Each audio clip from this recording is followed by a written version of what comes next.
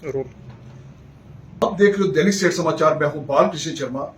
आज हम regional commissioner PF Rizwan साहब से जानना चाहेंगे ये पीएफ क्यों उठाया जाता है। बहुत से लोगों को ये पता नहीं है कि पीएफ क्यों उठवाया जाता है। खास करके जो दूर दराज के डिस्ट्रिक्ट है, पुंछ हो गया, रजौरी हो गया, किश्तवाड़ हो गया, वो लोग आज तक पीएफ नहीं कटाते। सर ये जो पीएफ का है, बहुत से लोगों को ये पता नहीं होता है कि पीएफ हम क्यों उठाए, और लोगों के मन में ये दुविधा रहती है कि हम अगर पैसा कटवाएंगे तो हमारा पैसा वापस कैसे आएगा।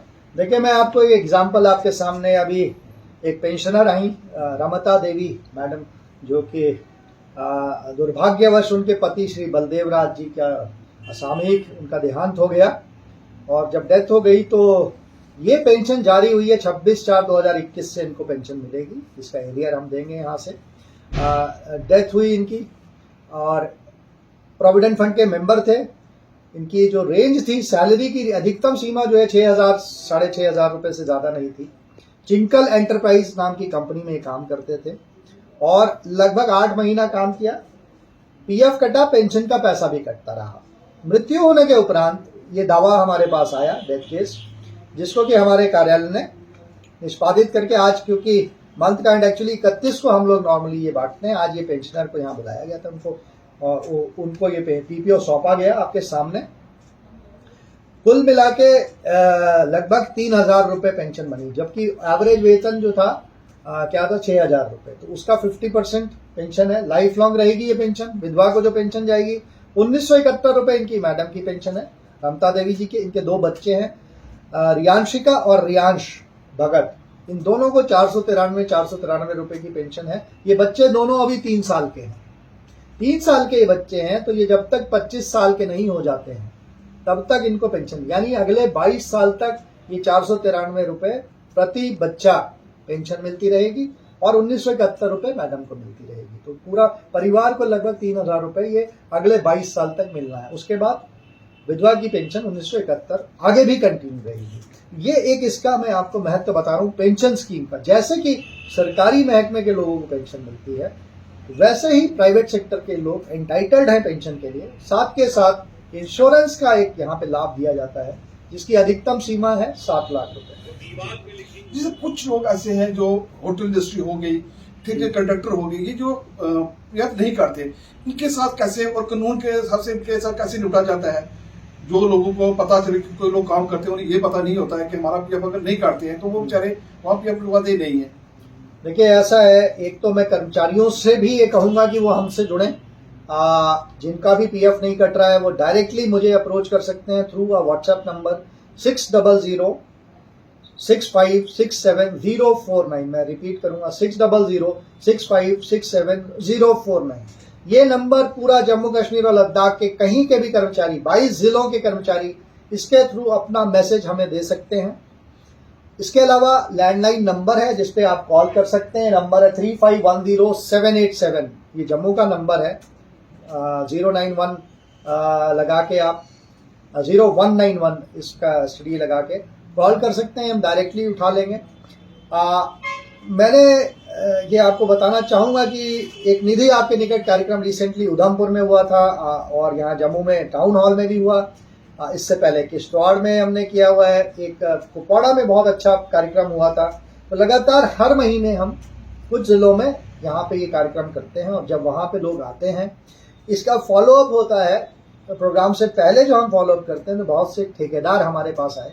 जब उन्होंने इस बात को समझा तो उन्होंने हमसे पिछले प्रोग्राम में जो उधमपुर में हुआ उससे पहले एक ठेकेदार यहाँ आए थे। उन्होंने कहा कि कम से कम 10 ठेकेदारों को मैं साथ में जोड़ूंगा इसमें। ऐसे ही एक विद्यालय के वहाँ पे प्रतिनिधि थे जो कार्यक्रम में DC ऑफिस में मौजूद थे। जब उन्होंने सारी बात को समझा, उन्होंने भी कहा कि हम बहुत अधिक लोगों को इसमें जोड़ेंगे।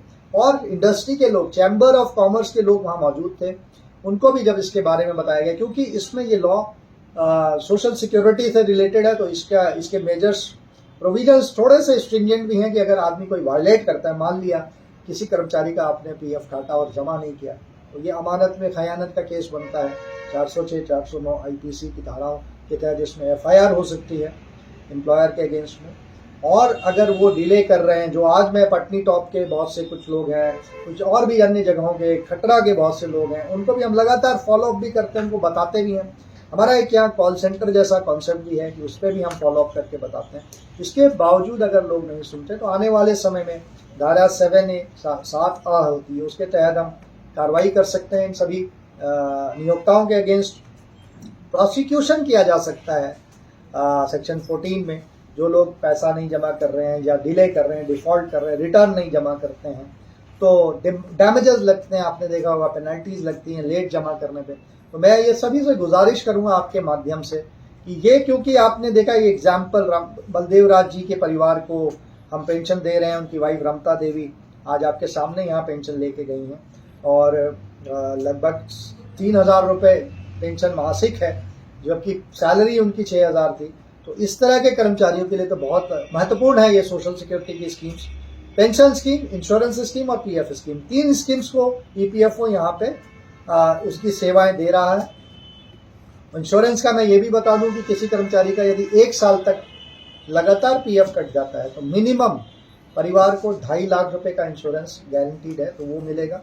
और इसमें एलआईसी की तरह नहीं है कि अगर आपने, किसी कर्मचारी ने मान लिया पैसा कटाया और मान लिया 3 साल तक काम किया और बीच में 2 साल का गैप भी हो गया है और पैसा निकाला नहीं है पेंशन फंड का या पीएफ का, तो उनको हम, उनकी पात्रता बनी रहती है और कोई इवेंचुअलिटी होने पे परिवार को पेंशन का प्रावधान है। तो ये बहुत इंपॉर्टेंट एस्पेक्ट है, लोगों को जानना ज़रूरी है। किसी तरह की भी कोई समस्या हो तो आप हमें 6006567049 पे आप कभी भी संपर्क कर सकते हैं।